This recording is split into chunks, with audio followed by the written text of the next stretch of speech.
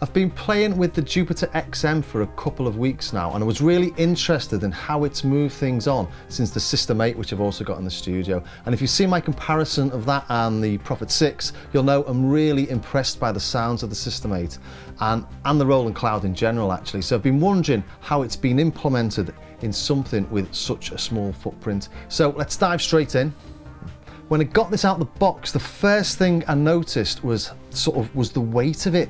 The XM looks and feels much more like a substantial and well-bit synth than the System 8. It's metal, it's chunky, and it feels like it's been built to last. It looks much more attractive, in my opinion, than the System 8, which you'll know I wasn't really keen on the green LEDs. And I think it looks a lot like what you might imagine an updated version of an 80s synth might look like. And you know it's portable, not just because the Roland promo shots have got somebody getting onto a bus holding one, but it can be battery operated, and it's got speakers, inbuilt speakers across the back here and across the sides there. On the back you've got balanced and unbalanced outputs, plus there's an input for a mic for the vocoder and a USB for a computer, plus it's got a slot for a USB drive so you can upload different expansion packs or your own patches from your computer. It's got 3 octaves of mini keys, so 37 keys in total, and it instantly, when I got out of the box, made me think of my Microkorg, a bit like a sort of premium version of the Microkorg. Where is it? It's over here, and this too is pretty much bomb-proof. It's got quite a flexible synth engine for its age and for the price, and it's also got a lot less knobs than the synth engine sort of really needs, but it's got round that using this matrix. It's okay, it's a bit fiddly to use, but once you get your head around it, it's okay. So you've got a similar concept, I suppose, in the XM, but this does cost 4 times as much, but it's 4-voice polyphonic plus a rhythm track, so it's got 5 tracks in total.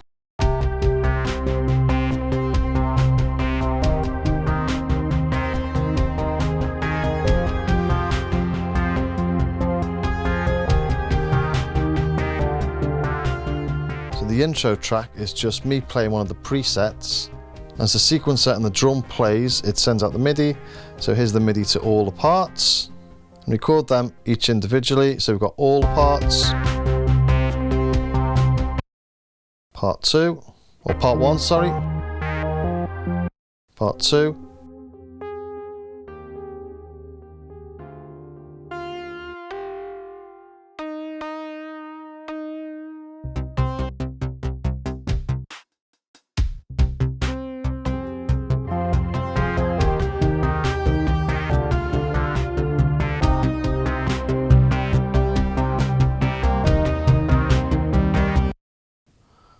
So ignoring my sort of dodgy playing and the non-quantizing, pretty decent that, isn't it? That was like, you know, 5-minute job. And probably the most impressive bit of this is that it's got loads of synth engines and literally hundreds and hundreds of really high quality factory presets. It's got the emulations of the Jupiter 8, the 106, the JX8P and the SH101, as well as the XV5080 and their RD pianos. There's also loads of drum sounds in there, including the 808, the 909, the CR78, I think it's got 606, all sorts of stuff in there, and they're all mapped to the keys for the rhythm part, and it's not really editable from that point of view. I wouldn't consider it a drum machine, more an enhanced sort of general MIDI style affair, but it's got hundreds of kits, and as I say, it's not editable, but they are in there and they are decent quality. The sounds are really good. So here we have, for example, a 909 sounds, and different 909 kits with and without compression. Same with the 808.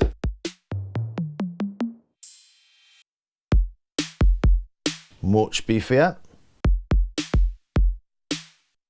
707, 727.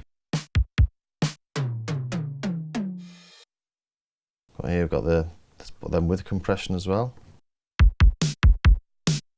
Beefy. Let's have a listen to the CR78.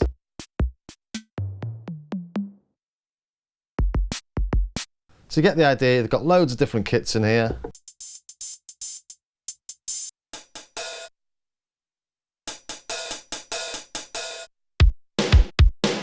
And then all these other sorts of kits as well. How many are there? So 74 in total, 74 kits.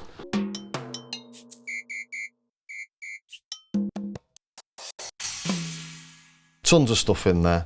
Really good for jotting ideas down. But it's got so much packed into this small footprint. What really interested me is how to access and dig into each of these sound engines using what's quite a small interface, really. And the microcorgs found a way, as I say, using the modulation matrix, which does seem limiting at first, but you can get around it. So really interested in how does this get around the fact it's got a ton of vintage synths and sort of almost the whole history of the digital synths by Roland as well.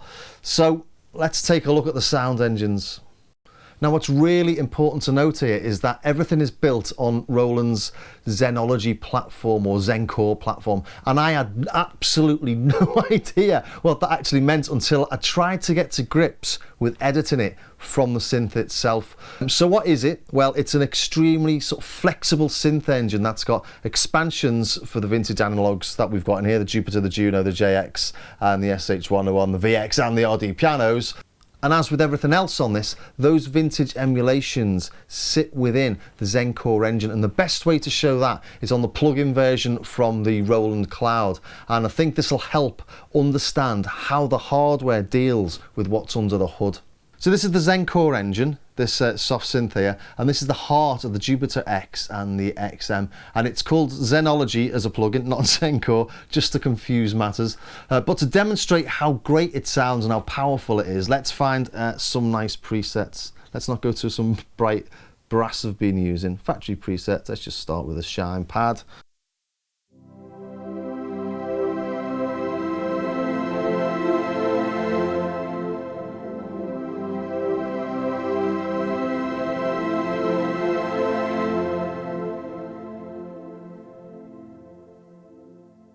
So we're getting those really lush Roland sounds on. Let's try something else. Analog atmosphere.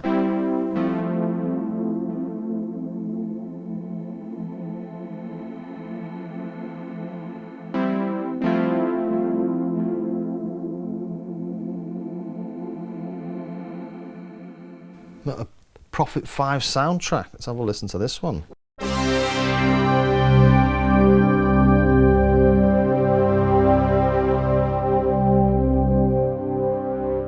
Or a trance synth.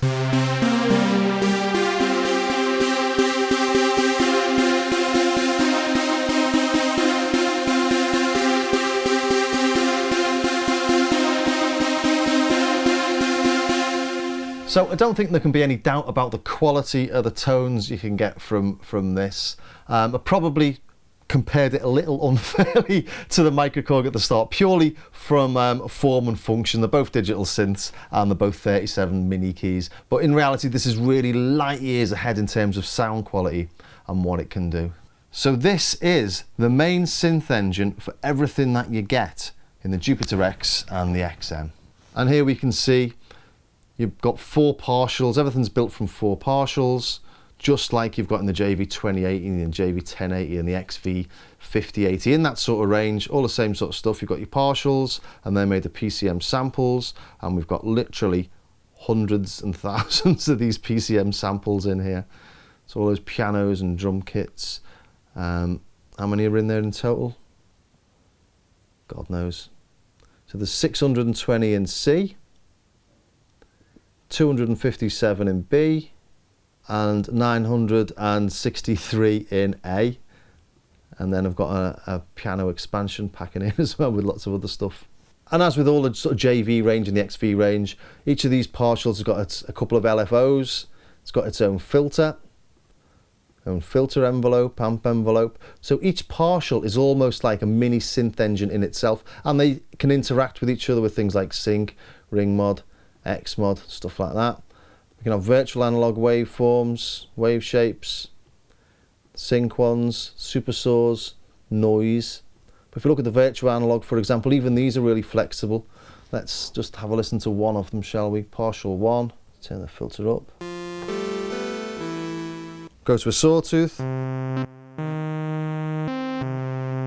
Got some effects playing there, let's turn them off. But But even these are really flexible, so the pulse width, that's on a saw, remember.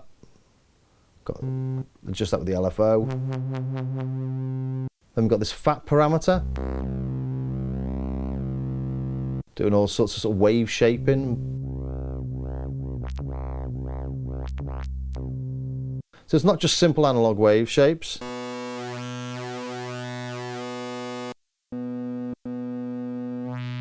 You've got all sorts of flexibility in there. All these different LFO shapes. We've got a step LFO that you can do all sorts of things with every step to as well. Different filter types, low pass, band pass, high pass, low pass 2, low pass 3, all sorts of madness going on in there. Then we've got 24 dB, 18 dB, 12 dB. We've got a Jupiter style, Moog style, Prophet 5 style.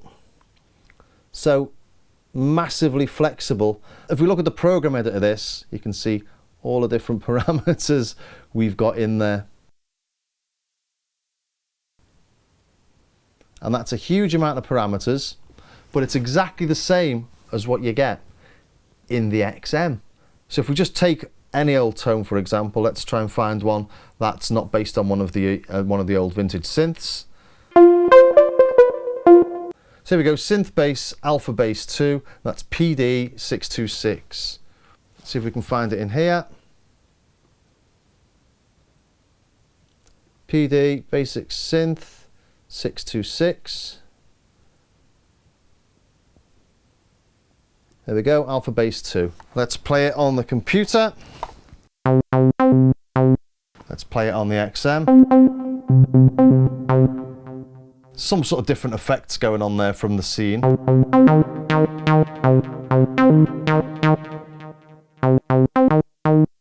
No effects on that one. Let's turn all the effects off.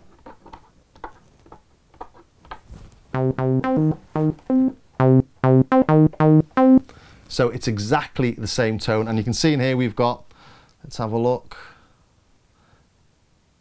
1100 in that. In C we've got 128 in the AX collection, the AX collection is that, 451, Probe and Bank A, 181. So there's absolutely tons of stuff in there. So let's have a look at how you'd edit that on this. Just quickly, we'd go into Menu, Tone Edit, Enter, and we go across to the Common parameters. There's all these, and these are effectively the ones that are on here. Let's turn that, get rid of that. So these are your common parameters until you get to the partials. Then you move to partial 1, it says on the top there, and there's all the various parameters for partial 1. And what I'm sort of clumsily trying to show you here is that what you've got in the Jupiter XM and the Jupiter X is the Zenology Pro plugin in hardware form. On the software we've got the additional models that I've loaded in here. So we've got Jupiter 8, Jupiter 106, XP and the SH101. So loading the Jupiter 8, let's load Berlin Night, and here we go. So it's completely changed the synth engine. It's really limited what it can do. Let's hear this. Okay, so now let's go back to the synth and let's go to part 1 and let's go to the model Jupiter and let's go to patch 1, Berlin Night.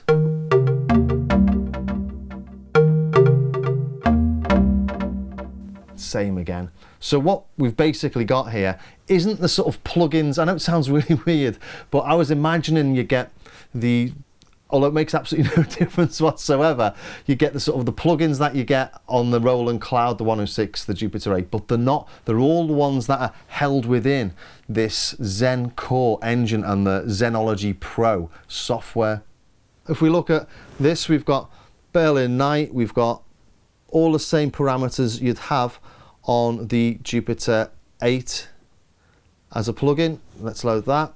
This looks like an old synth, and this looks like a new model But you know, you've got a mixer, you've got the VCO1, VCO2, you've got just the VCO1, VCO2. VCO1, you've got range from 64 to 2 in those waveforms. Let's just check a look at that there. VCO1, you've got the cross mod, got the range. So the range is slightly different actually, that's interesting. It goes from 16 to 2, and this goes from 64 to 2. The waveforms, we've got triangle, saw, PWM, and you've got the sine. So you've got the saw, PWM, you don't need a pulse as well. Triangle and sine. Interestingly on this, it's not exactly the same actually, is it? Because you don't have noise on there as well. So high pass, low pass with resonance, choice between 24 and 12 dB. So yeah, I've not noticed the slight difference in the waveforms before, but essentially it's the same thing, isn't it? Envelope 1, envelope 2, VCO modulation, yeah. And then on the top here we've got this condition that makes it older or newer sounding, and you've got pitch drift as well, sort of a bit like slop. I'm not sure what the difference between condition and pitch shift is. Maybe condition alters the filters and stuff like that as well. But yeah, you get the idea. So it's all very obvious at this point. Pick one of the analog models and that's what you're going to get. So, you know, you've seen other videos, I'm sure, where somebody comes along, you've got your scene, look at your part, pick your model. You have a Jupiter, Juno 106, JX8P, and the SH101. Well, that's nice, isn't it? So from a sound design perspective, we've got the SH101 in front of us. We go into the part again, and you'll have seen this before. You go into function, and you're now on the part or oscillator select. It says you've got 4 oscillators, but that's the 4 wave shapes you get on an SH101. So we can't change the type because we can't change the type of the pulse wave on a 101, but you can change the level of it. And oscillator 2 is the sawtooth. Turn oscillator 1 down, or let's say wave shape 1. 3 is the sub, and 4 will be noise. So sort of quite obvious. So if we go to a Jupiter 8, for example, let's go to the model, let's go to a Jupiter, and we know it's only got 2 oscillators, so we should only have, when we go into the function, we should only have oscillator 1 and 2 lit or flashing. So oscillator 1, like we had on the plugin, we're going to have triangle, saw,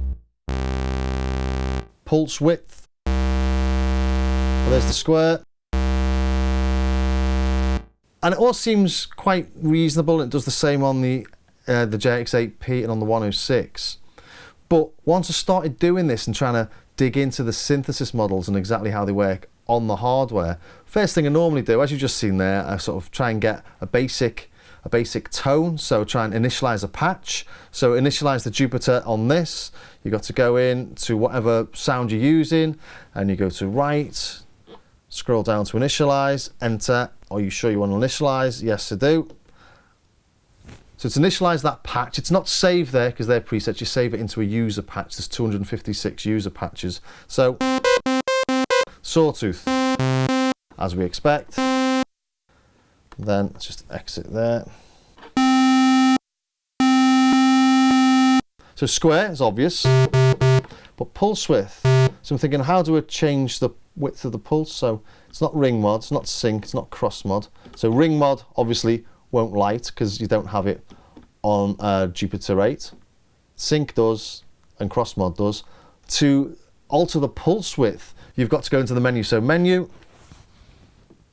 tone edit, enter, cross, and here we have all the various parameters. So let's find the oscillator, oscillator 1, waveform pulse width, on, pulse width mode, LFO. So if we put the modulation up, pulse width modulation, and it's obviously modulated by the LFO.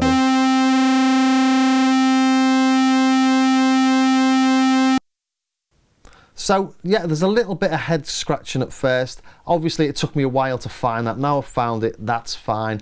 But you know, just it's the way I sort of approach playing with a synth. I take it back to first principles. I start tweaking and working out what everything does and how it all works and how you design sounds on it. So quite obvious then, I suppose, because when we go to each of these model bank, we can see it's got Jupiter 8, or if we go to Juno 106, it says it's the 106, or the JX8P, or the SH101. It all says that on model at the top. XV5080, RD piano. But then I start looking at these and I'm thinking, well, how do I just get the Zenology Pro or the Zencore engine up? And what's the difference between the Zencore and the XV50 and the RD pianos? And it turns out there's no difference, they're the same thing. So the XV50 and the RD piano are effectively sound packs for the Zenology Pro. So if we come back here, we go to XV collection, all these sounds, start off with 128 voice piano. Let's get rid of that. Let's go to the normal edit. Get rid of the effects. We can see, I'm just bashing away on this little thing here. We can see 128 voice piano, and it sits within the Zencore engine. So I thought, well, let's have a look at the XV80 on this. Program A, 001, 128 voice piano. So how would you edit that on this? It's looking rather complex, isn't it? So I had a look, and actually it all looks very, very similar to what you get within here.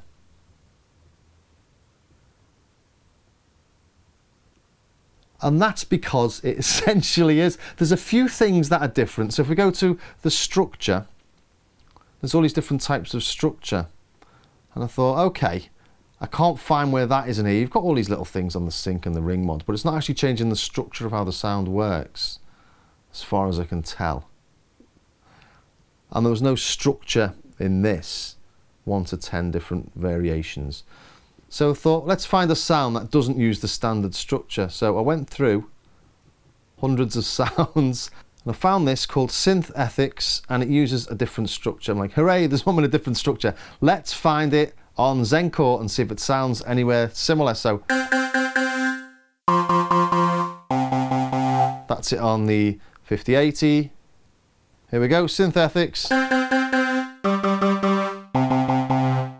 One's a little bit brighter than the other, but one had effects on them and one didn't, and I didn't spend too long doing it. I was just trying to see if the XV model in this is a different model, and it's not a different model, as I say. It's just like sound packs using the PCM samples from them. So it's a little bit misleading when you think I'm picking the XV. You're picking sounds from the XV. It's not a different model, and that just confused me when I was trying to work out where these different models lay, especially when you go into sort of model bank categories. So if we want a cello, what's the difference between a CM, a common, and the PB? Or the PD? Or the XV? And if we go into the plugin, there's no difference. It's exactly the same engine. It's just a different sound bank. And it might not make a lot of difference to you, but if you're trying to work out how you go about creating the sounds in a various model, it's really important actually. I was a bit confused trying to work out how to load the Zencore engine or the Zencore model into this, or zero models into this, but everything is based on the Zencore except for the Jupiter, the Juno, the JX and the SH, which are Zencore, but they're a sort of an expansion pack to it. So slightly different, well, completely different synthesis engine, whereas all the others are exactly the same, and you can build any of the XV or the RD sounds using the Zencore engine. So let's just look at this dark vox we've got here. It's an XV sound, so if we go into the X, I wonder if it's in this. Let's look for dark vox. There it is, 272.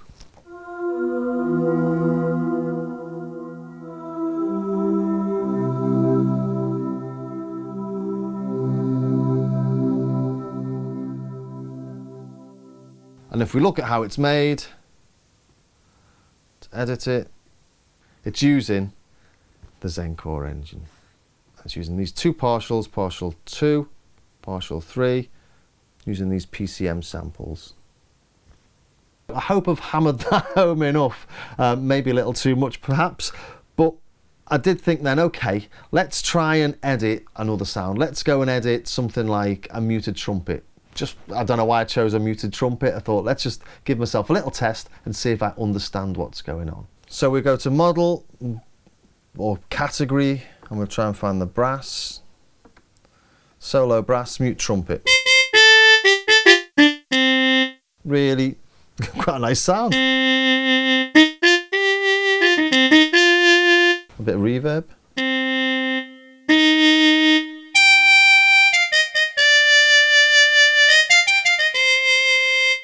Very nice. So let's try and edit that. Let's just change one of the PCM samples. So we'll go into the, are we in the part? We're in the part 1. We're only listening to part 1. Function, okay. Let's go into the oscillator type. So that's not available, which was weird. I thought you'd just be able to spin that and change the PCM samples, but you can't. You've got to go into the menu. You go to the menu and you go to tone edit, enter. So here we go. Here's all the various, well, that's the structure. And we go, where are the actual PCM samples?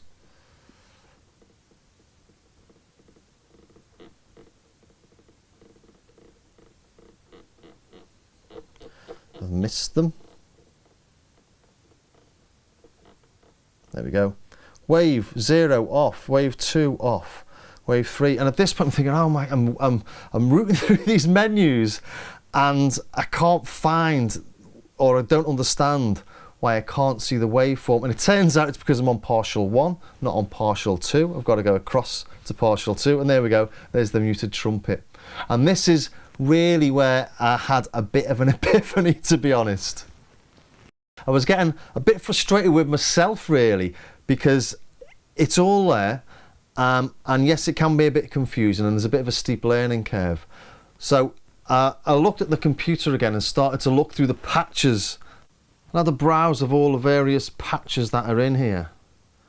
Let's go to that.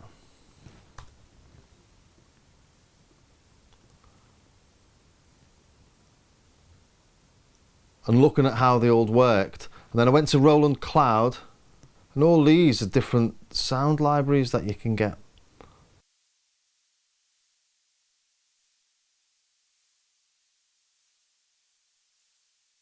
That's when it hit me. The whole ecosystem isn't just about writing patches from scratch, just as it wasn't with the JV2080 and the JV1080. It's about finding something that works and then making it fit into your track. And there are literally thousands of sounds in there. The real benefit of this is having access to the sounds, and you've got all those that they've got on the Roland Cloud. You've got them on your computer. You can tweak them on your computer to your heart's content. You can save them on a USB stick, and then you can load them into the Jupiter XM. So using the Zencore technology, and I know Roland have mentioned this in all their adverts, but it didn't really hit home until they started playing with a synth, looking at what's available and the amount of amazing tones that you can get, all sounding really nice. And then it sort of hit me that, yeah, that's not what you do with this synth. You don't use this synth for in-depth editing. You can if you want. You can, you know, get your cup of cocoa and sit there in bed tweaking to your heart's content. But actually, the beauty of it lies in being able to swap a patch from synth to synth, or from laptop to laptop, or laptop to synth. So really, just a different way of looking at how you use a synth. So, you know, some things are better done on hardware and some things are better done on a nice big screen. Complex sound design is much better done on your laptop on a big screen in the studio. But I wouldn't want to take the laptop to a gig. I wouldn't trust it. Whereas I'd take the hardware to a gig. So different tools for different things, but they integrate really well. And that sort of brings me back to my microKORG, which I used to use for gigs, and I could get close approximations of everything I needed, synthesis wise, I suppose. I couldn't get pianos, but with this I can get the pianos, I can get the realistic strings if I want them, I can get a muted trumpet if I want it. So if you can cope with the mini keys, it's almost all you'll need. It's a shame it hasn't got a sampler in it as well, and it's a shame you can't edit the drum samples, but you know, that will probably make it a few £100 more expensive again. But it's a pretty unique little synth. It's got 30 or 40 years worth of Roland classic sounds in, and it really does. And if you're a fan of those sorts of sounds, you're in for a right old treat. And if you're in the market for a new synth, my recommendation actually is to get your Roland Cloud 30-day demo period to hear exactly what it can do before you buy it, and that'll really help you understand how the synth works. And if you can get I think it's $10 a month for the Roland Cloud, where you get the Zencore Pro engine as well, well, it just becomes a really sort of slick thing you've got on your laptop, or you know, in your studio. You've got the Roland Classics, few Roland Classic synths and this sound engine, and then you can transfer between the two. Well, I hope that was of some use to somebody somewhere, and if you did enjoy that, maybe think about subscribing, and also maybe take a look at my Patreon page. That'd be really nice, help support the channel. I've got hours and hours worth of videos demonstrating how to program a synth from very, very basic principles. So I'll see you next time.